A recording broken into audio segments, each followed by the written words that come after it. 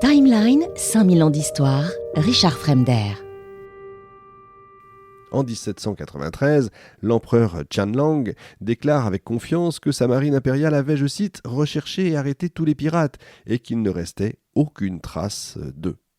La piraterie devient généralement dominante qu'après l'effondrement de l'État, ce qui est justement le cas ici. Le fait que l'empereur Qianlong ait ignoré l'existence des pirates a été un facteur important en réalité de leur ascension.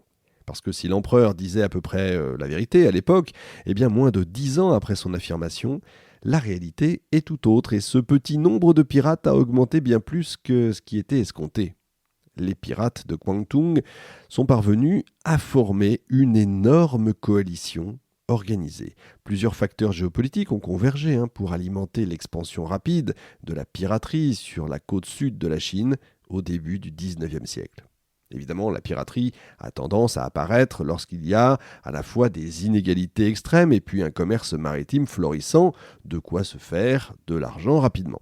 Un groupe de pêcheurs s'est emparé de la province carrément de Kwantung au début du XIXe siècle. Ils ont rapidement acquis une réputation si terrifiante qu'ils pouvaient taxer le commerce mondial sans craindre quelconque sanction. Pour vous donner une idée de cette expansion de la piraterie, en 1800, l'Alliance n'en était qu'à ses balbutiements et 5 ans plus tard, en 1805, elle dirige presque entièrement la province de Kwantung. À leur apogée, ils comptent près de 70 000 hommes et sont 3 fois plus nombreux que la marine impériale. L'autorité de ces hommes était telle qu'ils ont fini par remplacer la marine impériale chinoise dans la province, c'est vous dire. Je vous dis tout de suite que cette flambée de la piraterie ne va durer qu'un temps puisque tout va s'effondrer en 1810. Malgré sa courte durée de vie, l'Alliance connaît un succès extraordinaire. En 10 ans, les pirates ont pris le contrôle d'une partie essentielle du littoral. Ils ont affronté à maintes reprises le gouvernement impérial et ont même joué un rôle important dans l'évolution de la position mondiale de la Chine, ce qui n'est quand même pas rien. En 1756, l'empereur désigne Canton comme port exclusif du commerce international dans le sud de la Chine. Canton, c'est la 3e ville la plus peuplée du monde. Les seules autres grandes villes sont Pékin et Londres.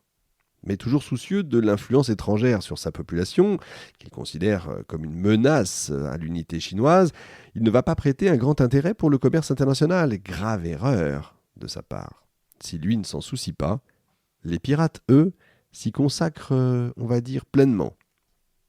Les Européens font des incursions vers l'Est dès le XVIIe siècle, sous la bannière de la Compagnie hollandaise des Indes orientales. Mais profondément frustrée par l'économie fermée de la Chine, la Compagnie décide de commercer directement avec qui ? Eh bien, avec les pirates.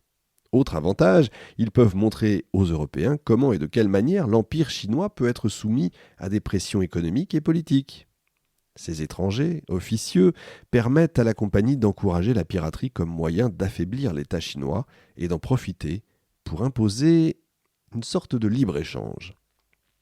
La préférence pour l'harmonie intérieure plutôt que la mondialisation, qui a conduit à l'isolement de la Chine, a fini par laisser l'État chinois mal préparé à combattre les empires européens. Comme la Compagnie hollandaise des Indes orientales avant eux, les Britanniques ont encouragé les pirates côtiers à miner l'État Qing afin de faire avancer leurs propres enjeux financiers. Un des exemples les plus parlants, c'est l'opium. En quête de profit, mais sans argent à offrir, les Occidentaux ont trouvé un autre moyen de commercer en contournant carrément la loi chinoise, en fournissant de l'opium et en négociant carrément avec les pirates. Tout ça alors que l'empereur interdit strictement le commerce de l'opium. Selon un capitaine de navire, un certain Hamilton, Canton est, je cite, un port frénétique où chaque jour on pouvait voir pas moins de 5000 jonques gisant à l'ancre en attente de service. En 1800, entre 60 et 80 navires étrangers traversaient les eaux de Kwantung chaque année, transportant chacun une cargaison de valeur. Et lorsque l'État intervient pour régulariser le commerce, il favorise au contraire le développement du marché noir. Une bureaucratie hermétique à tout compromis étouffe le commerce légitime de part et d'autre de la frontière entre la Chine et le Vietnam où se trouvaient de nombreuses bases des pirates. La contrebande, menée par des marins chinois, est tacitement approuvée entre autres par l'État vietnamien qui s'appuie sur le commerce frontalier illicite pour accéder aux marchandises. C'est dans ce contexte de commerce international, de négligence de l'État et de politique transfrontalière alambiquée qu'un pirate prospère et ambitieux, Qing Yi, rencontre celle qui va devenir la pirate la plus puissante de Chine, Yang Shi. Qing Yi est un puissant pirate à la tête d'une flotte de 200 navires et de milliers de pirates.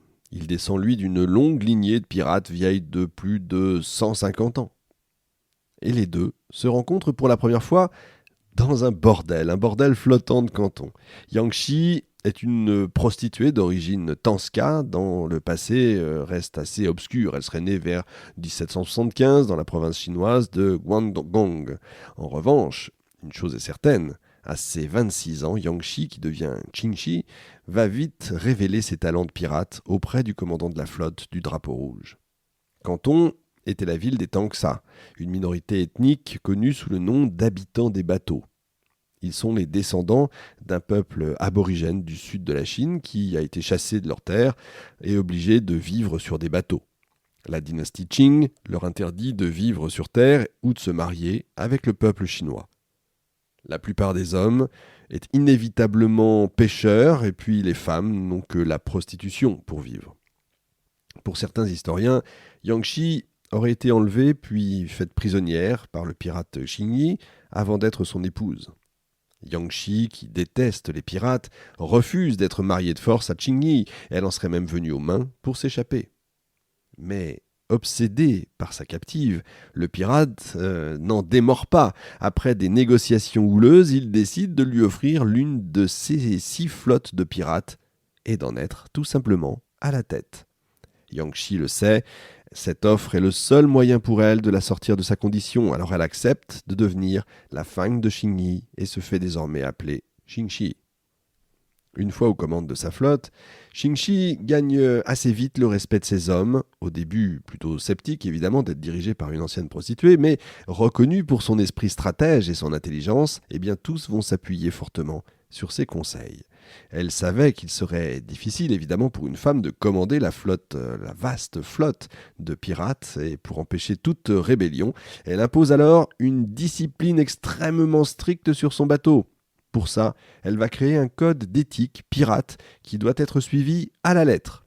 Les articles du code mentionnent l'interdiction de pillage de navires ou de villages protégés. Elle proscrit le vol des trésors pirates. Aucune persécution de femmes captives n'est également tolérée.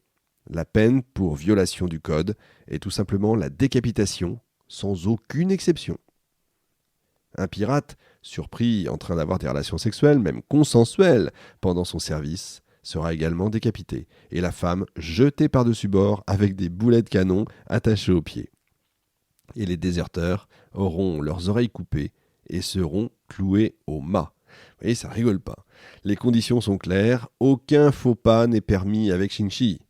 C'est d'ailleurs ça qui va faire sa force. Sous sa direction, la flotte de pirates est devenue la plus rentable et la mieux entraînée de toutes les flottes de Qing Yi.